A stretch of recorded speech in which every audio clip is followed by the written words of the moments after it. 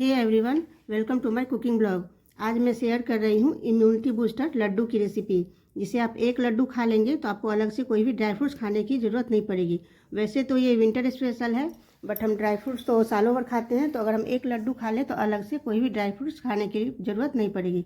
तो आप समझ गए होंगे कि मैं बना रही हूँ ड्राई फ्रूट्स लड्डू, और बच्चे भी इसे बड़े चाव से खाएंगे। जो बच्चे ड्राई फ्रूट्स खाना नहीं पसंद करते हैं उन्हें आप एक लड्डू दे दीजिए, तो वे बड़े चाव से खाएंगे और उन्हें अच्छा भी लगेगा, और इसी बहाने हम उन्हें ड्राई फ्रूट्स खिला सकते हैं। तो ये देखिए, मैंने सारे लड्डू तैयार किए हैं और कितने अच्छे लग रहे हैं, और बहुत ही इम्यूनिटी बूस्टर ये लड्डू है। तो चलिए शुरू करते हैं। तो मैंने गैस पे कढ़ाई चढ़ा दिया है, और ये मैंने लिया है पम्पकिन सीड। इसे ये 1 कटोरी है, तो इसे हम ड्राई रोस्ट करेंगे। आप चाहे तो 1 चम्मच घी भी डाल सकते हैं, बट मैंने इसे ड्राई रोस्ट ही किया है।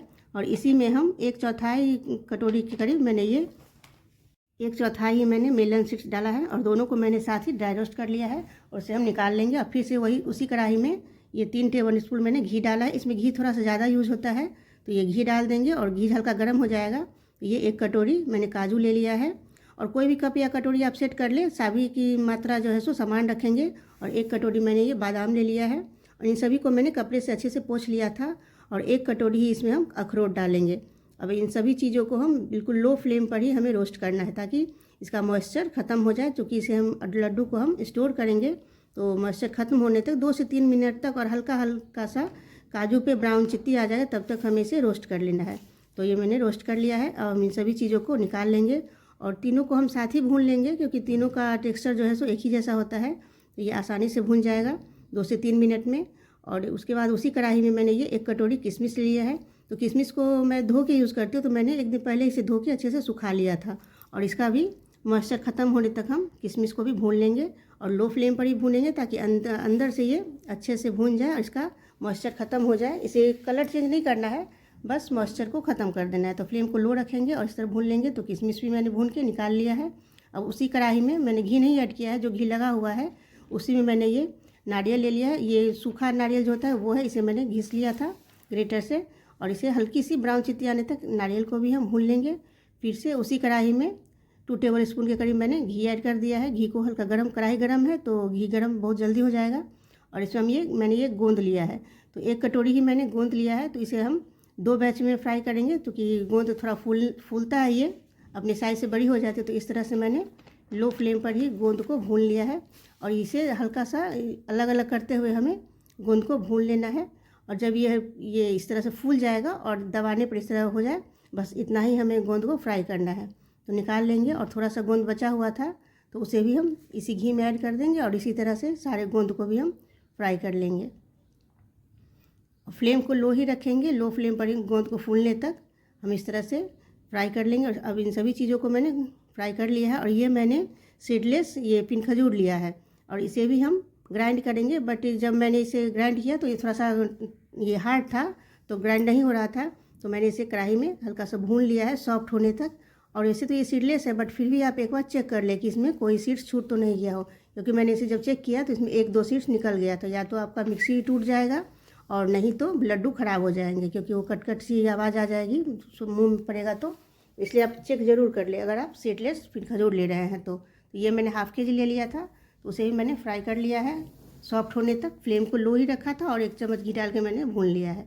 अब उसी कढ़ाई में मैंने ये इस कटोरी से 1 ही कटोरी मैंने ये गेहूं का आटा लिया है, और बिल्कुल लो फ्लेम पर हम इसे भूनेंगे। और 2 टेबल स्पून मैंने इसमें बेसन ऐड किया है, और इस तरह से अभी मैंने घी इसमें नहीं डाला है। लो फ्लेम पर ही हमें हल्की सी खुशबू आने तक और हल्का कलर चेंज होने तक आटा और बेसन को हम भून लेंगे। आप चाहे तो पहले घी ऐड कर सकते हैं, बट मैंने घी नहीं ऐड किया है, और इसमें काफ़ी सारा घी तो लगता ही है, बाद में इसमें हम घी ऐड करेंगे। तो इस तरह से मैंने आटे को भून लिया है। और जब ये ठंडा हल्का सा हो गया था, तब मैंने पिन खजूर को इस तरह से देखिए ग्राइंड कर लिया है। तब आसानी से ये ग्राइंड हो गया। और पहले ये ग्राइंड नहीं हो रहा था, क्योंकि थोड़ा सा हार्ड था वो, और बिल्कुल भी हाथ में चिपक नहीं रहा है, क्योंकि मैंने इसे भून लिया था। और इस तरह से दरदरा मैंने इसे ग्राइंड कर लिया है। इन सभी पिन खजूर को हम निकाल लेंगे, और ये देखिए अच्छे से ये ग्राइंड हो गया है। और मैंने ये सीडलेस लिया था, आप चाहे तो सीड्स वाला जो पिन खजूर आता है वो भी ले सकते हैं। बस सीड्स को निकाल के हमें उसे ग्राइंड कर लेना है। और इधर आटा को भी हम चेक करते रहेंगे। तो ये हल्की सी कलर चेंज हो गई है इसकी। अब इसमें हम 2 से 3 टेबल स्पून घी ऐड कर देंगे, और फिर से हम लो फ्लेम पर ही आटा को भून लेंगे। इसका कलर थोड़ा सा और चेंज होगा, ब्राउन होने तक हम भून लेंगे और इसे सौंधी सौंधी सी खुशबू आने लगेगी, तब तक हमें आटा को भून लेना है। तो फ्लेम को हम लो ही रखेंगे और लो फ्लेम पर ही आटा और बेसन दोनों को भून लेंगे इस तरह से। और बीच बीच में हम इस तरह से जो गुठली आ जाता है उसे भी हम हटाते जाएंगे। और ये देखिए आटा का कलर चेंज हो गया है और इससे खुशबू भी बहुत अच्छी आ रही है। और इतना इसी स्टेज तक हमें आटा को भून लेना है। तो अब आटा को भी हम निकाल लेंगे और गैस को ऑफ कर देंगे ताकि हल्की सी जो कढ़ाई गर्म है उससे भी थोड़ा सा जो कसर होगा वो आटा भून जाएगा।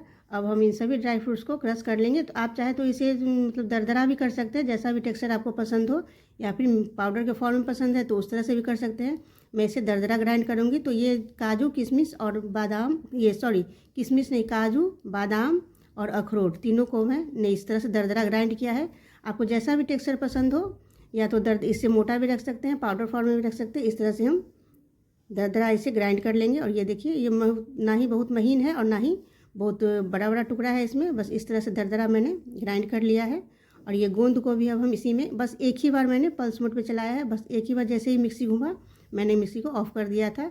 तो इतना ही मैंने गोंद को भी ग्राइंड कर लिया है। आप चाहे तो इसे कटोरी की सहायता से, कटोरी के तले से भी क्रश कर सकते हैं, जिस तरह का भी टेक्सचर आपको पसंद हो, बस ड्राई फ्रूट्स को आप कट कर सकते हैं। और एक दो बार ये मोटा काजू रह जाता है या फिर बादाम, तो उसे चाकू की सहायता से हम कट कर लेंगे। अब इन सभी चीज़ों को हम एक बड़े बर्तन में ट्रांसफ़र कर लेंगे। और मैंने ग्राइंड किया है, आप चाहे तो मोटे मोटे टुकड़ों में भी कट करके डाल सकते हैं। अब ये मेलन सीड्स डाल देंगे और पंपकिन सीड्स और ये रोस्टेड नारियल, इन सभी को चीज़ों को हम उसी में ऐड कर देंगे। और ये है पिन खजूर, तो ये थोड़ा सा ठंडा हो गया था, तो ठंडा होने पर ये थोड़ा घी जम जाता है तो हार्ड हो जाता है, उसे मैंने फिर से हल्का सा गर्म कर लिया है। और ये मैंने जायफल लिया है, थोड़ा सा जायफल भी घिस के इसमें हम डाल देंगे, इससे इसका टेस्ट बहुत ही अच्छा आता है। और इसमें ये हाफ़ टी-स्पून के करीब मैंने काली मिर्च का पाउडर भी ऐड किया था, उससे भी इसका टेस्ट काफ़ी अच्छा आता है। और ये मैंने इलायची 10-12 इलायची को मैंने मिक्सी में ही ग्राइंड कर लिया है। और ये 1 टीस्पून के करीब मैंने इसमें चीनी ऐड कर दिया है। जैसे कि 10-12 इलायची ग्राइंड नहीं होता है तो चीनी की सहायता से अच्छे से महीन पाउडर इसका बहुत ही आसानी से बन जाता है। तो 2 टीस्पून मैंने इसमें इलायची पाउडर डाल दिया है। और चीनी डाल के आप इलायची को ग्राइंड कीजिएगा तो बहुत ही आसानी से ग्राइंड हो जाता है। और उसी में हम ये आटा और बेसन भी ऐड कर देंगे। और इसे भी मैंने गर्म कर लिया था, हल्का सा हम इसे गर्म कर लेंगे, बस सूखा ही कढ़ाई में घी लगा हुआ है तो उसी में हम इसे हल्का सा गर्म कर लेंगे ताकि ये सॉफ्ट पड़ जाए। और अभी सर्दी का मौसम है तो ये थोड़ा सा हार्ड हो जाता है घी के कारण, तो हल्का सा ही जब ये सॉफ्ट पड़ जाएगा उतना ही हमें इसे गर्म कर लेना है। अब इन सभी चीज़ों को हम अच्छे से मिक्स कर लेंगे इस तरह से, ताकि ये अब इसमें हम गुड़ या फिर चीनी कुछ भी ऐड नहीं करेंगे, बस पिन खजूर ही मैंने इसमें मीठे में डाला है। और इसी तरह से अच्छे से एक एक करके सारे लड्डू हम तैयार कर लेंगे। और आप लड्डू बनाने के लिए मदद भी ले सकते हैं, अगर अकेले आप नहीं बना सकते हैं तो ज़्यादा मात्रा रहता है तो टाइम लग जाता है। और अकेले भी बनाएंगे तो फिर ये बन जाता है, ऐसा नहीं है कि ये मतलब जम जाता है, बन जाएगा धीरे धीरे।